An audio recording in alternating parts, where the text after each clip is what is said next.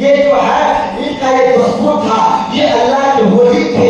जब ये कहीं जाते थे तो शेर पर बैठ के जाया करते थे, और जहां पर भी जाते थे तो इनके लिए खुराक और ग़िज़ा जो है गाय पेश किया जाता था। इसी तरीके से जो है ये जो है सरकार गौसे आस्पताल होके खाका में जैसे ही पहुंच चुके, जैसे ही पहुंचे थे शेर ने गाय को देखा। जैसे गाय को देखा तो शेर ने गाय पर हमला करना चाहा। हमला करने से पहले जो है जब गौसे पाक के सरकार में एक दिन कुत्ता पल रहा था, भाला नहीं जा रहा था, पल रहा था, बल के वो कुत्ता ने शेर के पीठ पर चढ़ दिया, उनके गर्दन को मोड़ दिया और भाग करके छोड़ दिया। इसलिए आला हज़रत फरमाते हैं क्या बने जिसके हो हिमालय का बंदा तेरा, शेर को खतरे में लाता नहीं कुत्ता तेरा। और मुझे कहने का हक तो गौसे आज़म कुत्ता नहीं पालते थे, बल्कि कुत्ता पालना माशरियत में हमारी शरीयत में जायज़ नहीं है। हदीस में बात में है जिसके घर में कुत्ता पालता हो उसके घर में रहमत के फरिश्ते नहीं होते हैं। जिसके घर में जुल्म इंसान हो, जुल्म हो, उनके घर में रहमत के फरिश्ते नहीं आते हैं। जिनके घर में जो इंसान की तस्वीर जो आज शांत लगा रहते हैं या फिर शांत की तस्वीर लगा रहते हैं, तो तस्वीर के हिसाब से, फोटो के हिसाब से जो फरिश्ते जो उस घर में नहीं आते हैं, ये तीन चीज हदीस में बात में जिक्र आया है। ये होता अगर हमारे घरों में पीर की तस्वीर हो या बीवी की तस्वीर हो या अपनी तस्वीर हो या किसी की तस्वीर हो, तस्वीर का लगा के ना रखें, बल्कि निकाल करके अब्दल रख दिया करें। अगर झूठ ना बात इंसान हो तब भी रहमत के फरिश्ते नाज़िल नहीं होते। अगर कुत्ता पालता हो तब भी रहमत के फरिश्ते नाज़िल नहीं होते। अब मुझे कहने का हक तो गौसे पाक कुत्ता नहीं पाला करते थे, बल्कि उसके दरबार में कहीं से आकर के रहा करते थे।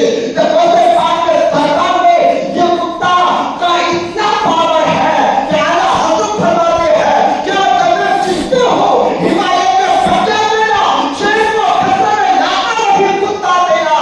जब वो बोल रहा है, जब वो उनके दरबार में रहने वाले कुत्ते का ये पावर है, जो उनसे इल्म हासिल किया हो, जो उनसे फैज़ हासिल किया हो, जो उनके सामने में रहा हो, उसका कितना बड़ा पावर होगा। इसलिए तो हम ऐसे तो हम कहते हैं हम गौस के दीवाने हैं, गौस के जाने वाले हैं, गौस के मानने वाले हैं।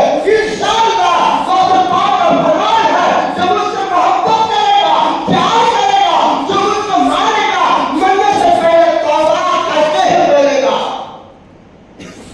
ये कितना था। और उनका तो बताऊं सरकार गौसे आज़म पैदा होने से पहले बहुत सारी करामत है।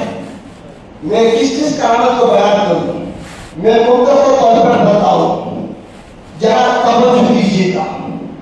सरकार गौसे पाक के वालिद गिरामी का नाम अबू मूसा की दोस्त है, जो नफ्स से जिहाद किया करता था।